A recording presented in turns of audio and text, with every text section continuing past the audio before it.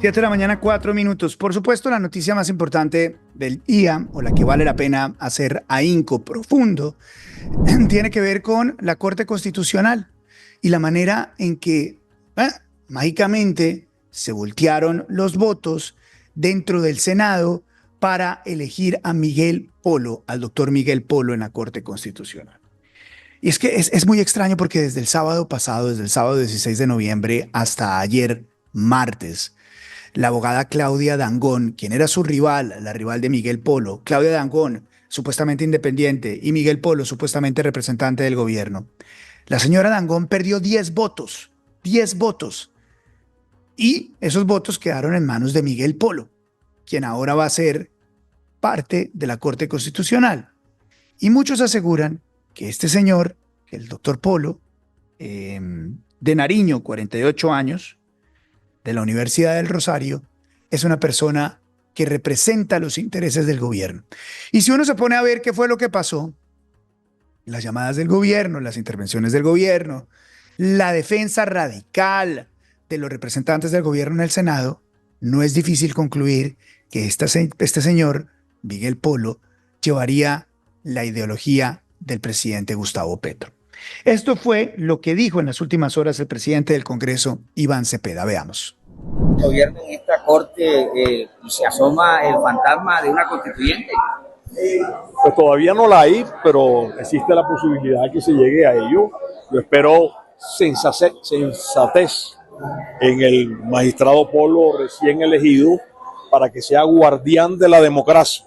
El pueblo colombiano rechaza una constituyente, rechaza una ampliación de periodo y creo que hay que poner el oído en lo que siente el pueblo colombiano y la democracia de Colombia es de las más antiguas de Latinoamérica y esperamos sin duda que el nuevo magistrado elegido en el día de hoy interprete ese pensamiento del pueblo colombiano y que pues lo importante aquí es el desarrollo, que la gente tenga plata en el bolsillo, que tenga una vivienda, que tenga educación, que tenga un empleo.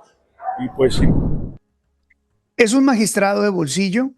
Hay muchos que vienen previendo una situación en la cual el presidente Gustavo Petro se queda con todos los ejes del poder del Estado, ejecutivo como presidente, legislativo en el Congreso, acaba de ganar por mayoría su candidato en votación y el judicial, las Cortes. Una de esas personas que ha venido advirtiendo esto es el expresidente Iván Duque, quien se comunica a esta hora con nosotros. Expresidente, es un placer tenerlo acá en el programa. ¿Qué tal? Buenos días.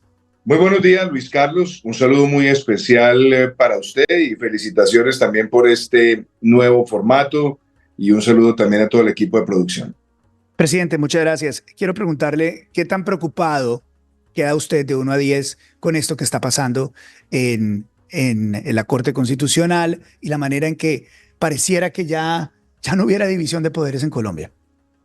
Bueno, yo siempre he tenido la idea, Luis Carlos, que Colombia debe mantener una independencia de las instituciones y particularmente las instituciones judiciales, pero muy especialmente la Corte Constitucional, porque es un intérprete bastante amplio de nuestra carta política y eso le da la posibilidad de tomar decisiones en cualquier dirección, no solamente con respecto a la constitucionalidad de las leyes y también de algunos otros actos que pueda emitir el gobierno, sino también la capacidad de pronto darle vía libre a cualquier pretensión que se tenga de reformar la Constitución y particularmente si se hace a través de mecanismos no necesariamente ortodoxos. Entonces, desde hace varios meses lo dije y se lo dije a ustedes en sus micrófonos, que mi preocupación es que el interés del gobierno era capturar la Corte Constitucional para tratar de buscar cualquier mecanismo extraordinario que había constituyente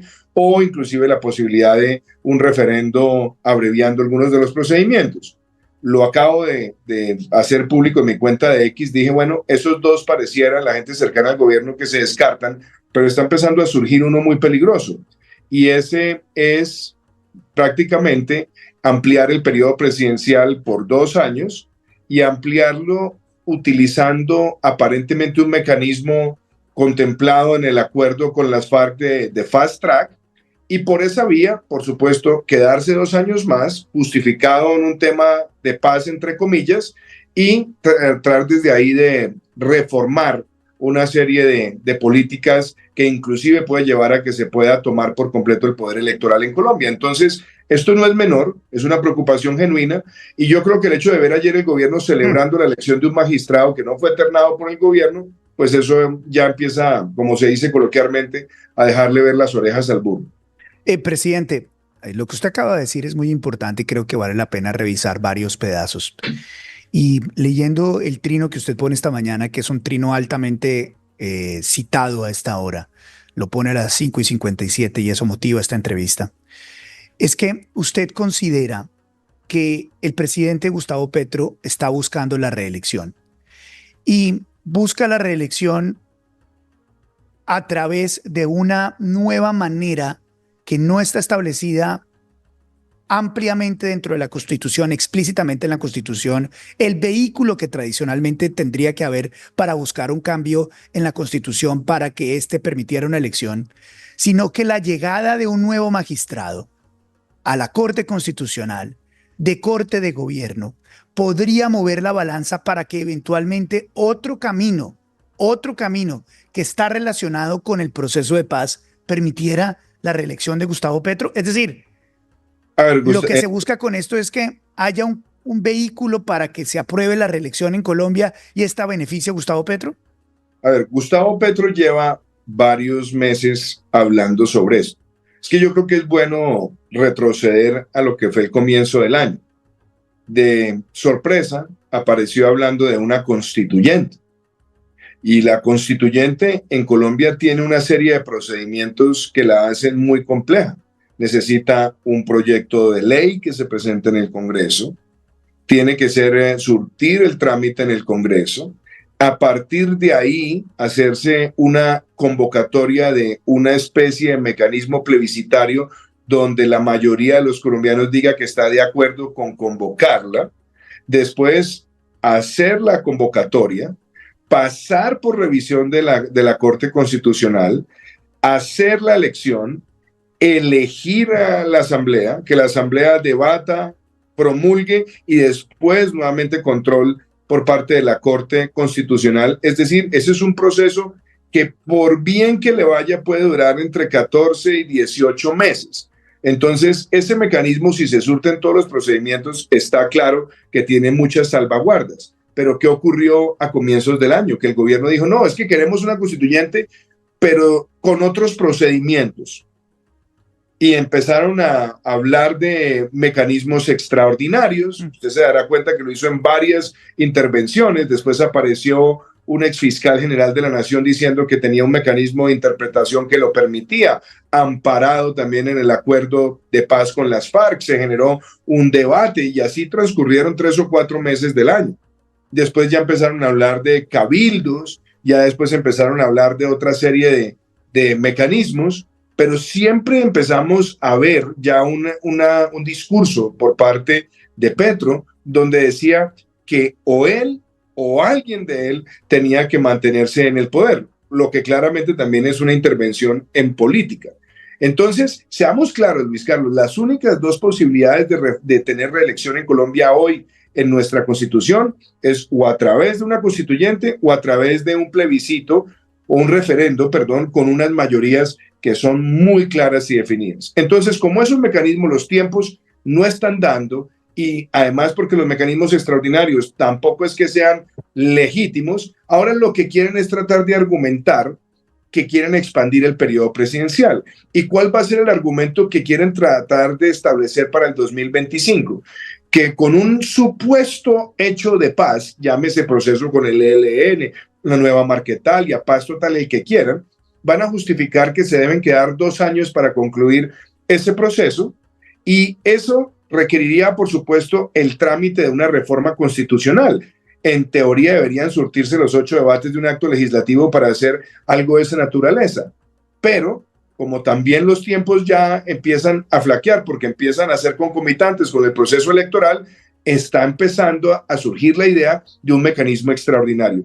¿Y qué necesita un mecanismo extraordinario para que se dé?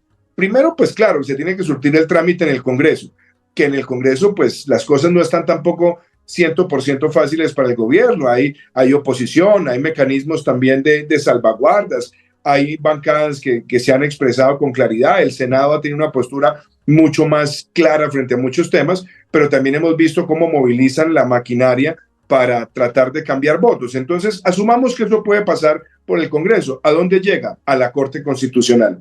Y una cosa es una Corte Constitucional que sea independiente opinando sobre este tema, y otra cosa es una Corte Constitucional donde ya tengan mayorías absolutamente arrodilladas al gobierno. Esa es la preocupación real, Vizcarra. Presidente, usted aquí en esta declaración y en su trino habla de que ese mecanismo extraordinario estaría vinculado con el acuerdo de paz con las FARC. ¿Nos puede explicar un poco más qué permitió o qué permite o qué se permite después del proceso de paz con las FARC? ¿Qué se puede hacer a través de eso? Muy buena pregunta. Si usted me pregunta a mí, yo le diría que nada. Sí. Yo le diría a usted, en mi propia opinión y percepción, no hay ningún mecanismo que pueda facultarlo. Creo con absoluta certeza que además la extensión del periodo presidencial rompe los ejes estructurales de nuestra carta política, porque nuestra carta política hoy establece que el periodo presidencial es de 4 años. Luego, cualquier extensión tendría que también estar amparada sobre una mayoría expresada a través del voto. Entonces, como no hay reelección y como no existe un mecanismo para que sencillamente unas mayorías en el Congreso con 5 magistrados en la Corte Constitucional lo hagan, yo le diría con tranquilidad, no me preocupa. ¿Pero qué me preocupa? Que ya empezaron a surgir interpretaciones. Es que esto no me lo estoy inventando yo en esta conversación. Desde hace 7 meses empezamos a escuchar gente que decía, mire, acá puede decretarse un estado de conmoción interior, o se puede decretar un estado de emergencia, y a partir de ahí tratar de buscar lo que también ha denunciado Germán Vargas Lleras, que es un decretazo, lo cual tendría que pasar por el control constitucional. Entonces empiezan a surgir esas tesis, y muy particularmente usted recordará un debate que se dio cuando Eduardo Montealegre habló y después salió Humberto de la Calle y otras personas que participaron en el proceso diciendo que eso no tenía ninguna viabilidad. Yo mismo denuncié el fast track en su momento y logramos en la Corte Constitucional tumbar muchísimos elementos de ese tal fast track. Pero mi preocupación es que cuando usted ya tenga 5 personas que estén dispuestas a hacer cualquier interpretación que le favorezca al gobierno en la Corte Constitucional, ahí empezamos a perder realmente la independencia de quien debe ser el intérprete de la Carta Política, porque podrán decir una interpretación ajustada a que el artículo 22 relacionado con la paz puede llevar a que inclusive se sacrifiquen algunos principios constitucionales. Eso sería muy grave. Ahora, ¿por qué creo que es importante plantear y denunciar esto hoy? Sí. Porque sí sería interesante también que el magistrado elegido ayer, que ya se reunió con varias bancadas y que en esas bancadas dijo que sobre su cadáver se daría la reelección y que sobre su cadáver permitiría que se dieran esos exabruptos, pues sería muy interesante que hiciera público lo que dijo en privado. Por eso, ayer cuando tuvimos esa discusión donde los candidatos presentan sus opiniones ante el Senado, usted se da cuenta que fueron muy cuidadosos en no tocar estos temas. Y sí sería importante que por lo menos quienes los escucharon, también como se los dijeron a ellos, lo hicieran público.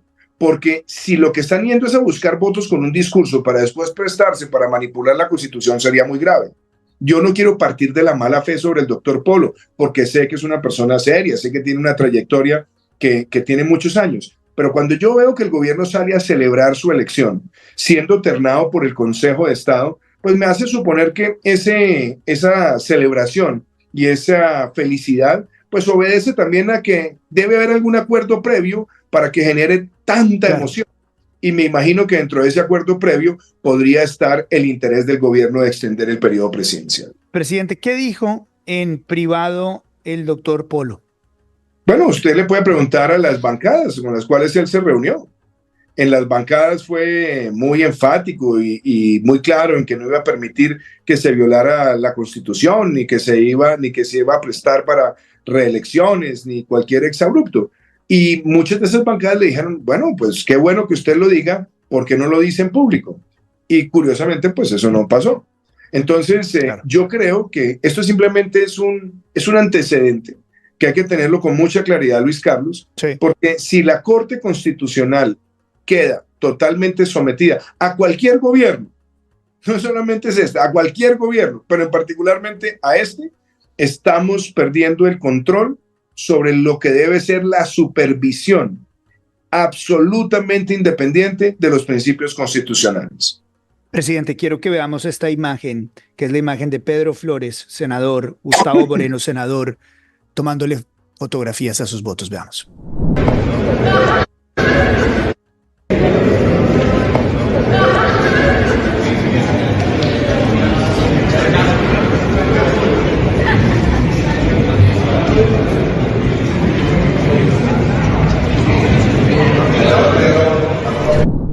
Señora, anoten ese nombre, Pedro Flores, Gustavo Moreno. ¿Qué hacían estos señores tomándole fotografías a sus votos? Estaban, de alguna manera, teniendo un registro para luego cobrar algún favor. Se dice en las últimas horas que ministros como el ministro Liscano estuvieron hablando con varios senadores, quién sabe, prometiendo que para lograr ese cambio de votos. Presidente, yo quiero preguntarle, usted que conoce cómo funciona el gobierno, cómo funciona el Estado, cómo funciona el legislativo. ¿Por qué pasan estas cosas? Es decir, si todos sabemos que existe el riesgo que usted está advirtiendo y que ha venido advirtiendo en los últimos días, de que esta elección de nuevo magistrado de la Corte Constitucional eventualmente podría abrir las puertas a que se diera un exceso de poder por parte de Gustavo Petro que llevara incluso a su elección o extensión de su mandato, ¿por qué los congresistas hacen lo que hacen? Le voy a desagregar varias cosas. Primero, con respecto a la imagen que usted comparte, pues no me imagino que esa foto sea para tenerla en la mesa de noche, ni mucho menos como recuerdo, ¿no? Entonces, importante saber ese comprobante para qué trámite era. Pero si me permite hablarle de dos experiencias. Cuando yo fui senador, me tocó participar en varias elecciones. Inclusive me tocó en alguna ocasión como vocero de mi partido, del Centro Democrático, ayudar a que tener un procedimiento para escuchar a los candidatos en la elección que terminó con eligiendo al doctor Linares. ¿Y sabe qué hicimos, Luis Carlos? Tuvimos una sesión con toda la bancada, que además se les anticipó a los candidatos que iba a ser grabada. Y se les hicieron las mismas 20 preguntas a los tres candidatos. ¿Preguntas de qué tipo? Preguntas con respecto a la forma en la que se debe interpretar la Constitución frente a los retos más importantes que tiene un país. Y después de escucharlos a los tres, la bancada tomó la decisión y votó. Pero fue un procedimiento transparente, de convicción, y sobre todo ajustado a lo que para nosotros era el interés más importante, que era garantizar que quien se siente ahí realmente sea un defensor de los principios constitucionales, por lo menos que nosotros compartimos. Me correspondió también la elección del doctor Lizarazo, me correspondió también la elección del doctor Carlos Bernal, me tocó también la elección de la doctora Cristina Pardo, varias elecciones, y siempre veíamos que había un claro debate con respecto a la protección de los ejes de la Constitución. Cuando fui presidente de la República, me tocó tramitar en el Congreso varias reformas que después pasaron al control de constitucionalidad. Algunas se cayeron y yo diría la gran mayoría pasaron por el control de constitucionalidad, incluyendo, Luis Carlos, todos los decretos de emergencia que se dictaron en la pandemia, donde más del 99% fueron aprobados. Solamente nos cayeron 2. Pero me correspondió a mí también participar en 2 elecciones. Cuando renunció el doctor Bernal, presenté una terna al Congreso de la República que resultó con la elección de la doctora Paola Meneses. Y me correspondió también la terna que lo hacían las Cortes, donde fue elegida la doctora Natalia Ángel. ¿Y qué es lo que uno busca en una situación de esas? La garantía de que hay personas que van a ejercer esa función sin tener ningún tipo de manoseo y ningún tipo de persuasión indebida. Entonces, así se debe manejar esto. Yo nunca salía a hacerle celebración, ¿no? En el caso de la terna de la doctora Meneses, que correspondía a la presidencia, pues claro, tenía una satisfacción de que una de las personas a quien además he conocido y he tratado por su solvencia jurídica, pues fue elegida. Pero cuando se dio la elección de la doctora Natalia Ángel, se hizo con la independencia de quien la ternó y con la independencia de la votación. Sí. Pero, oh sorpresa, ahora vemos al gobierno celebrar la elección de un magistrado ternado por el Consejo de Estado, sí, y además lo define como una gran victoria. Sí. Entonces, si es una victoria, quiere decir que los otros eran adversarios. Y si los otros eran adversarios, quiere decir que quien se eligió tiene una identidad ideológica con el gobierno. Y si es así, pues claramente estamos hablando ya de aproximadamente 4 magistrados. Estamos a un magistrado con el que ternará el gobierno en los próximos meses, para que quede el gobierno con 5 magistrados de la Corte Constitucional que van a interpretar la Constitución, quizás bajo presión o para tratar de darle una interpretación ajustada a los prejuicios ideológicos del gobierno. Y eso es muy grave para nuestras instituciones. Y usted lo ha venido advirtiendo, y realmente lo que es más grave y muy preocupante es que el gobierno salga a celebrar como un hincha de fútbol la elección de un magistrado de la Corte Constitucional. Veamos qué fue lo que dijo Miguel Polo en las últimas horas, presidente. ¿Promete usted, a cumplir fielmente la Constitución política como lo he hecho durante toda mi vida profesional? Decía el magistrado que usted era el candidato del gobierno nacional, ¿eso es cierto? El Congreso de la República tomó la decisión de elegirme, así como el Consejo de Estado tomó la decisión de ternarme. Ellos son los que han participado en este proceso electoral. No sé, puede ser que hubo unas horas de análisis y con base en esas horas de análisis que tuvieron los congresistas, pues decidieron que era la mejor opción para el país. Pero magistrado, no nos responde el tema de si es o no el candidato del gobierno. El gobierno hizo una amplia campaña por usted. ¿Usted era consciente de eso? Yo soy consciente que a mí el Consejo de Estado me ternó y también soy consciente de que quien me eligió es el Senado de la República. O sea, Muchas gracias. Muchas gracias. Muchas gracias a todos ustedes. ¿Qué piensa de una posible constituyente? No puedo pronunciarme sobre ninguno de esos temas porque corresponden a asuntos que eventualmente la Corte Constitucional podrá. ¿Cuáles van a ser sus principales líneas de lucha en la Corte Constitucional, magistrado? La defensa y garantía de los derechos de los ciudadanos y la preservación del control de constitucionalidad. Muchas gracias. Gracias, es el doctor. Excelente, mis compañeros reporteros de todos los canales, como siempre, haciendo un trabajo extraordinario y preguntándole las preguntas que eran. Le preguntaron, y aquí esta parte me parece muy interesante, presidente, es que los reporteros, así rapidito, le preguntan, ¿qué piensa usted sobre la reelección? Y ese es el único tema que no responde. El resto de temas lo responde. ¿Cómo cambiaron sus votos? Los señores analizaron mi hoja de vida. ¿Usted va a defender la Constitución? Yo voy a defender la Constitución. ¿Usted es el representante del gobierno? Ellos votaron por mí. Pero cuando le preguntan, ¿qué piensa sobre el cambio de Constitución? Es lo único que no responde. ¿Qué le parece esta intervención de Miguel Polo? Es que ahí entramos al terreno de lo que comentaba anteriormente, porque en reuniones que él sostuvo con bancadas, y usted podrá preguntarle a algunas de las bancadas con las que él se reunió, y particularmente con las que se reunió a lo largo del fin de semana, él dijo que sobre su cadáver iba a permitir que se hiciera una constituyente sin cumplir con los procedimientos, etcétera, etcétera. Entonces, ¿cuál es la dificultad de decir en público lo que se dice en privado?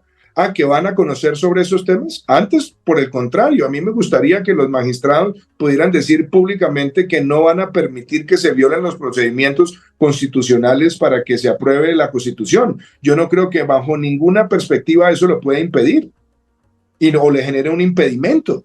Entonces, me llama la atención eso. Pero también me llama la atención otra cosa, y es, de nuevo, yo no estoy descalificando al doctor Polo. Yo creo que el doctor Polo tiene muchísimos atributos como jurista, pero sí hay un elemento que uno tampoco puede pasar superficialmente. Él venía de ser magistrado auxiliar de un magistrado ternado por el presidente de la República. Entonces, cuando el gobierno sale a celebrar, pero además define su elección como un triunfo, vuelvo y pregunto, ¿un triunfo en qué? Si esta era una terna del Consejo de Estado, donde el Consejo de Estado había hecho una evaluación. Entonces, si se celebra como un triunfo, quiere decir que alguien hizo campaña. Y si alguien hizo campaña, pues yo me imagino que tiene que haber algún tipo de compromiso de campaña frente a algunos aspectos, o de lo contrario, sencillamente el gobierno es observador y se sabe que cualquiera de los tres tiene las mismas garantías. pero si hay una campaña tan activa y se celebra, se denomina triunfo, yo me imagino que tiene que haber algún tipo de acuerdo. Y si hay algún tipo de acuerdo, es importante que el acuerdo se conozca, porque ese acuerdo sí generará un impedimento a la hora que tenga que votar sobre algún tema relacionado con el gobierno. Presidente, quedan muy claras estas advertencias y realmente es muy preocupante todo esto. Dos últimos puntos, agradeciéndole su generosidad por estar en este espacio. Veo que los números de gente que está en este momento aumentan con su presencia, por supuesto, y los comentarios a su favor son enormes. Presidente, ayer lo vi en el primer foro de su fundación y lo vi con su señora. Felicitaciones, me dicen que estaba a casa llena y que se trató de inteligencia artificial y que se trató de tecnología. ¿Qué fue lo que tuvo usted ayer, presidente? Muchas gracias por la pregunta, Luis Carlos. Ayer con María Juliana y con el equipo de la Fundación Innovación para el Desarrollo I+D tuvimos nuestro primer foro global. Lo hicimos acá en Bogotá, lo hicimos en las instalaciones de la EAN y lo hicimos con un muy importante grupo de invitados internacionales. Estuvo el profesor Woodbridge, que fue director del Departamento de Ciencias de Computación de la Universidad de Oxford. Tuvimos a los expresidentes Quiroga y Lasso, uno de Bolivia, otro de Ecuador. Tuvimos la presencia del profesor Karthik Ramana, tuvimos la presencia del decano de la Escuela de Asuntos Globales de Yale, Levinson. Tuvimos también la presencia de Sandra Cortesi de la Universidad de Harvard, Karthik Ramana, profesor de la Escuela de Gobierno también de Oxford. Tuvimos varios presidentes de empresas, tuvimos una muy buena representación también de los medios de comunicación en cabeza de directores que fueron moderadores, y el debate se centraba en inteligencia artificial con una pregunta: ¿ángel o demonio? Y fue muy interesante porque vimos presentaciones donde hoy es asombroso lo que la inteligencia artificial está haciendo para mejorar la salud, para mejorar, por ejemplo, la decodificación de lenguas muertas y ganarnos siglos de conocimiento, lo que está ayudando hoy en materia de educación, de salud mental, lo que está ayudando también en protección del cliente en términos de servicios financieros, pero también tocamos aquellas cosas que mal utilizadas pueden ser demonio, y es la manipulación algorítmica acelerada por la inteligencia artificial en procesos electorales, o inclusive el uso de la inteligencia artificial como un arma de difamación, o también como un arma que pueda afectar la ciberseguridad en la provisión de muchos servicios. Pero yo creo que el balance fue muy bueno en ser optimistas, y yo creo que más que hablar de sobreregulación, hablamos sobre marcos éticos. Colombia durante mi gobierno fue pionera a nivel internacional en ser el segundo país del mundo con un marco ético de inteligencia artificial, pero ayer hablamos también sobre estos temas. Entonces, gran satisfacción, y permítame cerrar con esto, Luis Carlos. Tuvimos la presencia de más de 300 de los jóvenes Dreamers and Makers que estamos formando en nuestra fundación, que vienen de la Colombia profunda. Hoy, de hecho, María Juliana viajaba con un grupo de ellos a Europa, donde los llevamos a que estén expuestos a liderazgos, a emprendedores, a la ciencia, a universidades, y así impactar en sus proyectos de desarrollo locales. Entonces nos sentimos muy contentos de celebrar este primer año, de hacerlo con el primer foro global, y esperamos seguir creciendo a lo largo de los años. Felicitaciones, presidente. Así se sigue construyendo país, incluso usted sin tener la responsabilidad de hacerlo, simplemente como un ciudadano. Déjeme hacerle la última pregunta polémica. ¿Qué piensa sobre Vicky Dávila como candidata a la presidencia de Colombia? Usted que está en la otra parte de la lectura de los hechos. Yo separo, digámoslo, dos cosas ahí. A ver, primero, yo creo que hay un hecho, y es que la campaña se anticipó. O sea, hoy ya tenemos una campaña electoral que está empezando en Colombia. Yo creo que eso es positivo, y yo creo que es positivo porque la ciudadanía se está dando cuenta de los riesgos que hay, y por supuesto que la ciudadanía ya empiece a ver opciones, yo creo que ayuda también a la preservación de la democracia. Segundo, yo creo que yo tengo gran respeto por Vicky Dávila, no solamente como periodista. Creo que es una mujer que ha hecho una carrera exitosa, que ha defendido principios y valores, y bueno, empieza ahora este proceso donde tendrá que hacer toda una serie de ejercicios, de recorrer el país, de hablar con la gente, pero creo que su presencia en esta campaña no solamente va a entusiasmar el proceso electoral, sino que creo también que hay, y es indiscutible, no solamente en Colombia, sino en el mundo, hoy una gran esperanza, o por lo menos expectativa, en los outsiders, sobre todo en los debates presidenciales. Entonces, creo que va a ser un ejercicio interesante y le deseo, como le deseo a muchas personas, que tengan suerte en ese contacto con la ciudadanía. Presidente, como siempre, muchísimas gracias por su tiempo y por ser tan generoso con nosotros. Le agradezco mucho. Un abrazo para usted y su familia. Gracias, Luis presidente. Carlos, un saludo también para usted, para su familia, para su equipo de producción y de nuevo felicitaciones por este espacio. Gracias, presidente. 7:34.